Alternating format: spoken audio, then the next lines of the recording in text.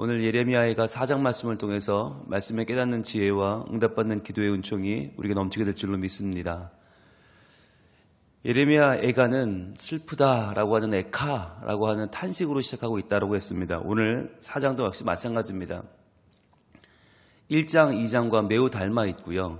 역시 답관체로 알파벳 A부터 Z까지 알렙, 감멜, 들렛 이렇게 진행돼서 끝까지 22절로 되어 있고요. 그래서 1, 2절과 매우 흡사한 내용이 4장입니다. 이 4장에서는 특별히 전에는 그리고 이제는 여기에 초점이 맞춰져 있어요. 전에는 이랬는데 이제는 이렇게 되었다. 여러분, 전에는을 잘 안다고 하는 것은 어떤 걸까요? 영광스럽던 날, 괜찮던 날들, 나 왕년에 괜찮았는데 그것을 기억하는 거예요. 그런데 이제는 지금 너무 처참해지고 지금은 너무나 곤고해지고 지금은 눈을 뜨고 볼 수 없을 만큼 너무너무 형편없어진 거예요. 여러분, 이것을 고백하는 게 예레미야에게 얼마나 힘든 일일까요? 우리가 그렇잖아요. 내가 말이야 옛날에 왕년에 라고 얘기할 때 왕년에 좋았다는 건 지금 어땠단 말이에요. 지금 볼 게 없단 말이에요. 그거는 자랑스러운 말이 아니잖아요. 그거는 술김에 홧김에 하는 말이지 그 말은 좋은 말이 아니에요. 그런데 지금 예레미야가 왜 전에는 그리고 이제는을 이야기하는가? 이전에 그렇게 은혜를 누리고 그렇게 평강을 누리던 날, 그날에는 하나님이 계셨어요. 하나님과 함께 있기 때문에 그 모든 영광이 가능했단 말이에요. 그런데 이제는 하나님의 영광이 떠나버렸어요. 그래서 전에 누렸던 우리의 모든 복락이 하나님 안에 누렸던 복락임을 기억하면서 이제는 그 모든 것이 땅에 떨어지고 지금은 건질 것이 없어져 버린 이 예루살렘의 멸망 가운데에서 예레미야는 우리가 하나님께 붙어있는 것이 얼마나 소중한 일인가, 우리가 하나님 안에 있다는 것이 얼마나 큰 복인가를 지금 이 시대를 살고 있는 우리에게 외치고 있는 것이에요. 그래서 이 예레미야의 에카는 단순히 슬프다라고 하는 탄식으로 끝나는 게 아니라 모든 인류에게, 모든 상황 속에 있는 시 공간을 초월한 모든 사람들에게 지금 알려주고 있는 거예요. 이 슬픔을 겪지 않으려면 어떻게 살아야 하는지를 전에는 그리고 이제는 이라고 하는 비유를 통해 보여주고 있는 것입니다. 먼저 1절입니다. 슬프다, 에카로 시작하죠.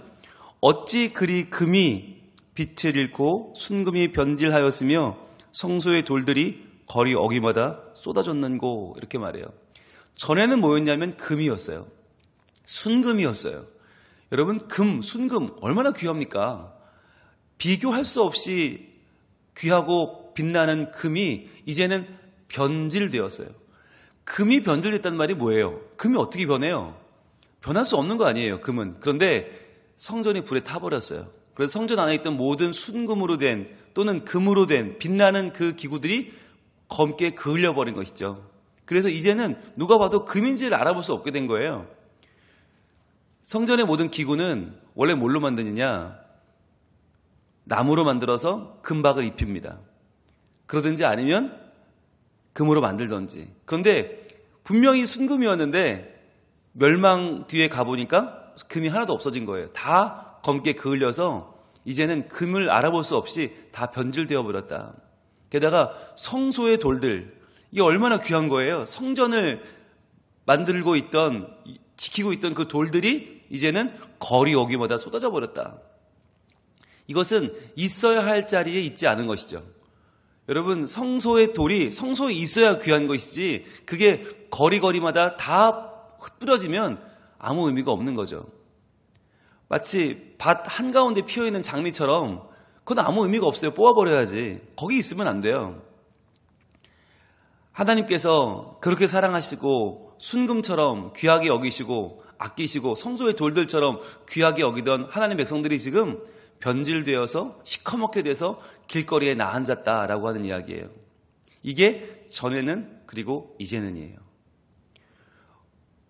지금 우리에게 예레미야는 묻고 있는 거예요. 우리는 과연 어떤 모습인가? 순금처럼 귀한 모습인가?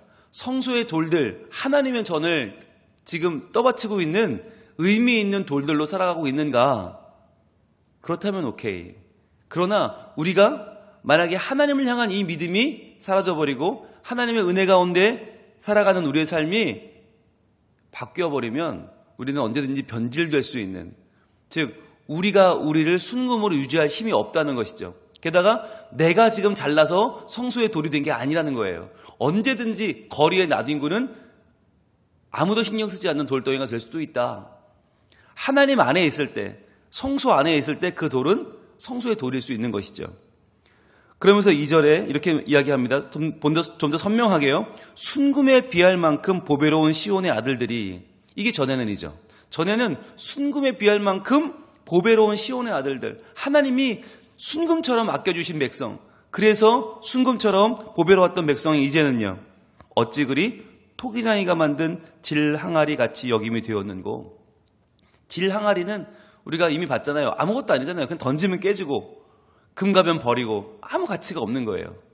즉 이제는 아무도 이 백성을 눈여겨보지 않는다. 누구도 귀하게 여기지 않는다. 그러니까 언제 자라라는 거예요? 예, 세계적인 명언이죠. 있을 때 자라라는 거예요.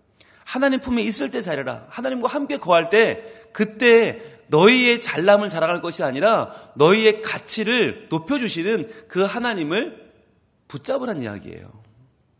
여러분, 전에는 이제는 계속 나오는데 이게 왜 나오냐?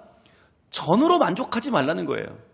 그게 지금도 그래야지 왜 그게 이전의 모습이 되어버렸느냐? 왜 이제는 이렇게 지금 형편없어졌느냐? 그걸 얘기하는 거예요. 3절입니다. 들깨들도 젖을 주어 그들의 새끼를 먹이나. 이게 전에는이에요. 예전에는 들깨들조차 그냥 야생 들깨, 이건 누가 기른 것도 아니고 가르친 것도 아니에요. 근데 본능적으로 어떻게 해요? 그들의 새끼를 먹여요. 들깨들조차도. 그런데 어떻게 됐어요? 딸 내 백성은 잔인하여 마치 광야의 타조 같도다. 이제는이죠. 이제는 딸 내 백성, 정말 하나님이 그렇게 소중히 여기는 백성 이스라엘은 잔인하여 마치 광야의 타조 같다.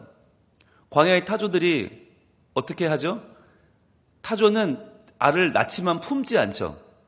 품지 않고 땅의 지열로 그 알을 부화시켜요. 그러니까 마치 사람들이 보면 알을 낳고 버리는 것처럼 보이는 거예요. 왜 안 품어? 왜 버려? 근데 그게 땅 속에 있는 지열로 그 알을 부화시키는 것인데, 그런데 문제는 뭐냐? 품지 않는다는 얘기는 노출되어 있다는 거예요. 그래서 누구나 와서 그것을 알을 깨버릴 수 있고 그 알을 훔쳐갈 수 있어요. 그러니까 부화율이 모든 조류 중에 가장 떨어지는 새가 타조라고 합니다. 그러니까 지금 이제는 어떻게 됐느냐? 예전에는 들깨도 젖을 주는 그러한 정말 지극정성이던 이스라엘 백성들이 이제는 아이를 낳고 아무데나 버리는 타조처럼 되었다. 그 말은 아기들을 챙길 만한 그런 여유가 전혀 없다는 거죠. 그 아기들을 어떻게 살릴 수 있는 길이 없다. 타조처럼 낳고는 버려버리는 타조처럼 그렇게 아기들을 낳고도 방치하는 신세가 되어버렸다. 구체적으로 4절 이렇게 말합니다. 젖먹이가 목말라서 혀가 입천장에 붙으며. 왜요? 젖을 못 먹어서. 엄마가 젖을 못 줘서. 그러니까 엄마가 젖을 주지 못할 만큼, 젖먹이를 못 먹일 만큼 지금 너무너무 상황이 악화돼 버린 거죠. 어린아이들이 떡을 구하나 떼어줄 사람이 없도다. 여러분, 이것이 우리에게 찾아오는 아주 중요한 포인트인데, 우리가 하나님의 품을 떠나 우리가 하나님의 은혜를, 그 젖줄을 놓치면 어떻게 되는가? 우리의 아이들이, 우리의 다음 세대, 우리의 젖먹이들이 먹을 것이 없다는 거예요. 우리가 정말 중요한 건 우리가 하나님의 은혜의 젖줄을 붙잡고 내가 은혜를 받는 것도 중요하지만, 그래야만 내가 다음 세대에게 그 은혜를 이어줄 수 있어요. 그건 굉장히 소중한 역할이에요. 지금까지 한국교회가 어떻게 여기까지 왔나? 어떻게든 그 은혜를 이어주고자 했던 우리의 윗세대가 있었기 때문이에요. 그분들이 아무것도 없었지만, 정말 그때는 요즘처럼 컴퓨터도 없고 시청각 자료도 없고 옛날에 OHP 이런 거 썼었고요. OHP 이전에는요, 궤도 이런 걸로 손으로 매직으로 써서 찬양 가사 쓰고 막 그렇게 성경학교 했잖아요. 아무것도 없었어요. 부직포로 자료 만들어서 모세 나오고 바로 나오고 이렇게 양손으로 해가면서 그렇게 성경을 가르쳤어요. 그런데 그렇게 성경을 배우고 그렇게 하나님을 알게 된 우리는 지금 교회 안에 있어요.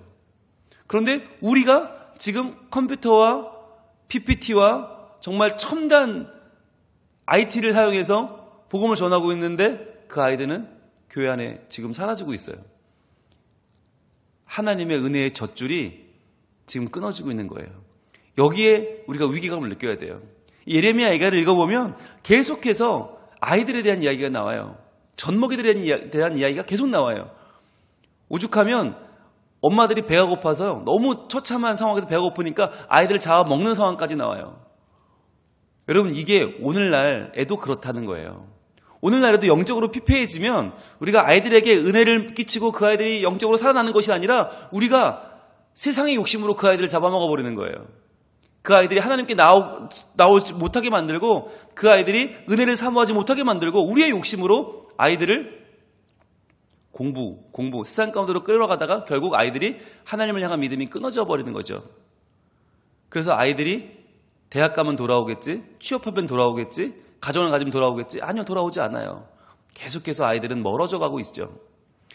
다시 5절에 이렇게 말합니다. 맛있는 음식을 먹던 자들이, 이게 전에는이죠. 전에는 맛있는 음식을 먹었었어요. 그런데 이제는 어떻게 됐어요? 외롭게 거리에 있으며 그냥 거리를 떠돌면서 어디 먹을 게 없나 하고 다닌다는 거예요. 거리를 떠돌면서 야, 음식 좀 줘봐. 이전에는요, 붉은 옷을 입고 자라는 자들이, 붉은 옷을 무엇입니까? 최고급 옷입니다. 왕족이 입는 옷입니다. 최고의 옷을 입던 자들이 지금은요, 이제는 거름더미를 안았도다. 옷이 없으니까 이게 몸이 다 노출되니까 창피해서 거름더미를 온몸에 칠해서라도 옷 대신에 이걸 가리고 있다는 거예요. 이거 얼마나 처참한 일이에요. 이전에는 보란듯이 붉은 옷을 입고 봐, 나 이런 사람이 하고 다니던 사람들이 그 옷을 다 잃어버리고 거름더미를 몸에 칠하고 몸을 지금 가리고 다닌다. 이것이 하나님 안에 있을 때와 하나님 밖에 나왔을 때 우리의 모습이죠. 붉은 옷은 무엇입니까? 예수 그리스도예요. 예수 그리스도의 보혈이에요. 예수님의 보혈로 우리는 하나님 안에서 훌륭한 외형을 가질 수 있어요. 하나님 안에 당당할 수 있어요. 그런데 하나님을 떠난 자들은요, 이제는이 되어버리면 우리는 우리의 형편없는 죄인들의 모습을 가려줄 것이 아무것도 없어요. 은혜의 옷이 없으니까 어떻게 해요? 더욱 죄로, 더욱 나의 못난 모습으로 나를 덕지덕지 가려보지만 가려지지 않는 것이죠. 내가 세상에서 돈을 벌고 지위를 갖고 명예를 얻고 성공해서 나를 가려보려 하지만 그 모든 것은 다 거름더미에 불과하다. 그것으로는 나를 포장할 수 없고 그것으로 나를 지켜줄 수 없다는 거예요. 자, 그래서 또 전에 나와요. 이제 아예 구체적으로 전에라는 말이 등장하기 시작하죠. 자, 전에 소돔이 사람의 손을 대지 아니하였는데도 순식간에 무너지더니, 여러분 이게 무슨 말이냐면 부러워하는 거예요. 지금 소돔은 차라리 순식간에나 무너졌지, 소돔은 그냥 하루아침에 무너지기나 했지. 그런데 이제는 어떻게 됐어요? 딸 내 백성의 죄가 소돔의 죄악보다 무겁도다. 소돔보다 더 지금 죄가 무거워요. 왜? 천천히 망하고 있거든요. 아주 천천히 망해요. 그러면서 망하는 줄도 모르고 망해요.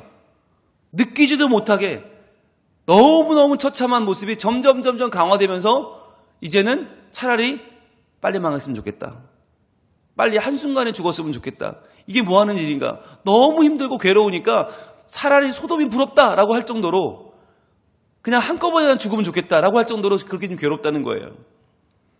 그리고 7절에는 전에는 또 나오죠. 전에는 존귀한 자들의 몸이 눈보다 깨끗하고 젖보다 희며 산호들보다 붉어 그들의 윤택함이 갈아서 빛낸 청옥 같더니, 자, 여기서 말하는 존귀한 자들이 누구냐? 원문을 찾아보니까 나실인이에요. 나실인이 누굽니까? 구별된 사람들. 하나님 앞에 구별되어 드려진 나실인들. 여러분, 나실인들은요, 겉으로 딱 보면 티가 났어요. 뭘로 티가 납니까? 머리에 삭도를 대지 않아요. 그래서 머리가 길어요.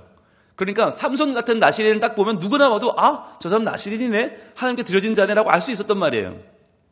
그래서 몸이 눈보다 깨끗하고 젖보다 희고 하얗고 산호들보다 붉고 그들의 윤택함이 갈아서 빛낸 청옥 같다. 희고 빨갛고 파래요. 이게 뭐냐면 눈에 금방 띈다는 얘기예요. 누가 봐도 알아볼 정도로 눈에 띄는 그러한 나실인들인데, 그들이, 그 존귀한 자들이 8절에 이제는 어떻게 됐어요? 이제는 그들의 얼굴이 숯보다 검고 그들의 가죽이 뼈들에 붙어 막대기같이 말랐으니 어느 거리에서든지 알아볼 사람이 없도다. 알아보지를 못해요, 이제는. 그전에는 확실히 알아봤어요. 나 시린이다. 희고, 붉고, 푸르고. 근데 이제는요, 숯보다 검어서 버리고, 가죽은 뼈에 붙고, 막대기같이 말라서 아무도 알아보지를 못한다. 알아볼 만한 것이 없다라는 거 하는 거예요. 여러분, 이게 우리가 하나님 안에 있을 때 우리는 나시린처럼 하나님께 드려진 자, 하나님의 영광을 드러내는 자, 그래서 우리가 귀한 거예요. 그런데 하나님의 그 전을 떠나면, 하나님 앞을 떠나버리면 우리는 숯검댕이밖에 아니다. 알아볼 수조차 없다. 의미가 없다는 거예요. 가치가 없다는 거예요. 이 이야기를 지금 1절부터 8절까지 계속해서 전에는, 이제는, 전에는, 이제는, 전에는, 이제는, 전에는, 이제는 왜 8번 반복합니까? 왜 계속 반복합니까? 한 번 얘기하면 알아듣잖아요. 왜 반복합니까? 그만큼 중요하다는 거예요. 우리가 하나님 안에 있는 지금이 전에는이 돼버리면 안 된다는 거예요. 이제 우리가 만나게 될 현실은 정말 처참한 현실이 눈앞에 기다리고 있다는 거예요. 그래서 하나님과 누리는 모든 은혜와 은총을 전에 누렸던 왕년의 영광으로 두지 말고 지금 그것을 붙잡아야 한다는 거예요. 그러면 중요한 거, 왜 이렇게 되었는가를 알아야겠죠? 왜 이렇게 지금 처참하게 되었는가? 그걸 알아야 우리가 방법을 찾을 수 있겠죠. 바로 17절입니다. 17절. 분홍색을 오랜만에 드시고 다 표시하시면 듣겠습니다. 17절 시작. 우리가 헛되이 도움을 바람으로 우리의 눈이 상함이요 우리가 구원하지 못할 나라를 바라보았도다. 이게 결국은 핵심이에요. 이스라엘 나라가 전에 누리던 그 모든 은혜와 은총을 잃어버리고 이제 만나는 처참한 현실에 처하게 된 이유가 뭐냐? 바로 이거예요. 우리가 헛되이 도움을 바랬어요. 헛되이. 제대로 된 도움이 아니라 헛된 도움을 받았어요. 우리의 눈이 상할 정도로, 우리의 눈이 계속 뚫어지게 지켜보다가 눈에 진물이 나고 시력이 상해버릴 정도로 그렇게 바라봤던 도움은 헛된 도움이었다. 우리를 구원하지 못할 나라를 바라보았다. 그 나라가 어디예요? 애굽이에요. 왕족들이, 귀족들이, 신하들이, 지도층들이 그렇게 바라본 나라는 애굽이었어요. 왜 그랬을까요? 애굽에서 400년 넘게 살았잖아요. 그러니까 종살이를 했던, 거기서 뭘 잘 지냈던, 얻어먹었던, 힘들었던 관계없이 그게 편하고 좋은 거예요. 애굽에서 430년을 종살이하면서 어떤 사고방식이 생겼냐면 애굽은 강해, 애굽은 망하지 않아, 애굽은 풍요로워, 애굽이 최고야 라는 마음이 이미 400년 넘게 자리해버린 거예요. 그들의 뼛속까지. 그래서 나라가 위기를 만나니까 본능적으로 애굽에게 도움을 청하게 되는 거예요. 게다가 형제였던 북이스라엘이 아수르란 나라에 처참하게 망하는 걸 보고 그 마음이 더 갈팡질팡하게 된 거죠. 더 애굽에게 붙고 더 애굽을 의지하게 되고. 그런데 여러분, 원래 이 백성이 누구 백성이에요? 하나님 백성 아닙니까? 더욱더 위기를 받으면 하나님께 붙어야 되는데 그게 아니라 그들에게 익숙한 거, 그들에게 편안한 거, 그들의 마음속에 이미 자리하고 있는 늘 나에게 평안을 주던 애굽을 그들은 따랐단 말이에요. 그래서 이 지경이 되어버린 거죠.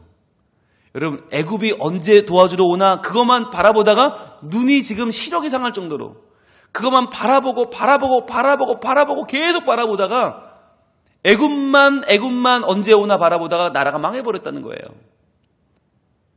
여러분, 이게 지금 우리 모습은 아닙니까? 우리가 익숙한 것을 바라보고 내가 누리던 평안을 바라보고 세상에서 돈을 버니까 참 편하더라. 돈이 나에게 방패가 되어주더라. 좋은 학교 가고 애가 잘 되니까 남들이 나에게 부러워하더라. 이렇게 하면 남들이 나를 우러러 보더라. 이렇게 하면 뭔가 있어 보이더라. 우리는 세상에 편안하고 익숙한 것을 찾아요. 그게 다인 줄로 알아요. 그걸 바라보고 눈이 빠질 정도로 바라보고 있어요. 그런데 그것을 바라보는, 우리를 바라보는 하나님의 마음은 과연 어떨까요? 야, 내가 여기 있는데 너는 뭘 바라보고 있느냐? 아마 하나님 우리에게 그러지 않으실까요? 이스라엘 백성들이 바라봤던 도움을 줄 수 없는 헛된 도움을 줄 수 없는 나라 애굽. 지금 우리는 무엇을 보고 있습니까?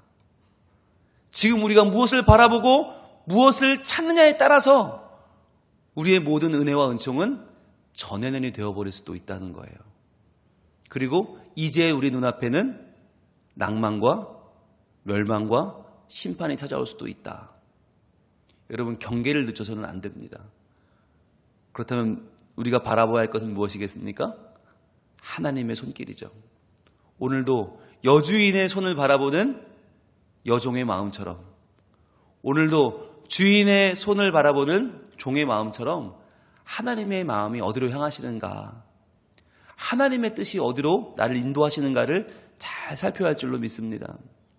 그래서 내가 하나 먹고 사는 것만이 인생의 전부가 아니라 하나님의 뜻대로 내가 나아가는 것, 하나님 뜻대로 쓰임받는 것, 그래서 하나님을 기쁘시게 하는 것, 그것이 바로 하나님을 바라보는 자들의 살아가는 삶인 줄로 믿습니다.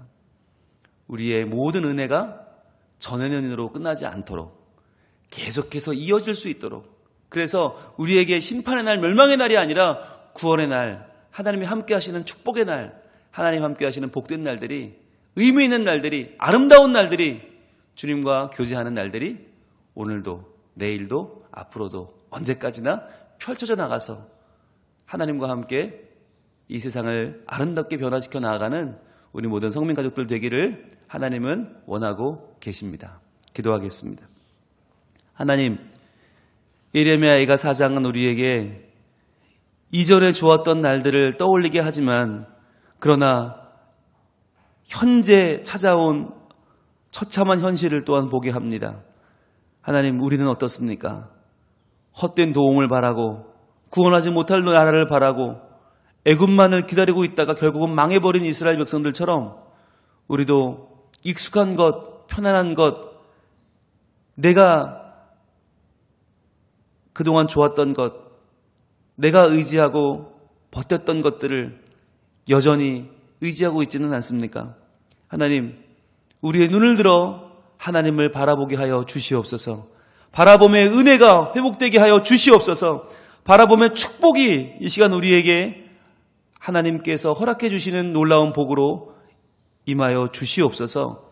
그리하여 우리가 헛된 세상 바라보지 아니하고 세상의 가치를 바라보지 아니하고 하나님 말씀의 능력, 신실하신 주의 말씀이 이루어질 줄로 믿고 하나님을 바라보며 나아갈 때에 전에는 옛날은이 아니라 지금까지도, 아직까지도, 앞으로도 계속되는 은혜와 은총이 하나님으로부터 우리에게 쏟아져 내리는 복된 삶을 살게 하여 주시옵소서.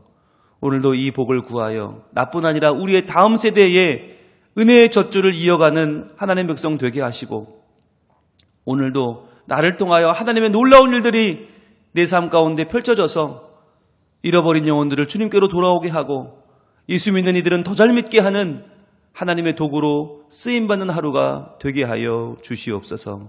예수님 이름으로 기도합니다. 아멘.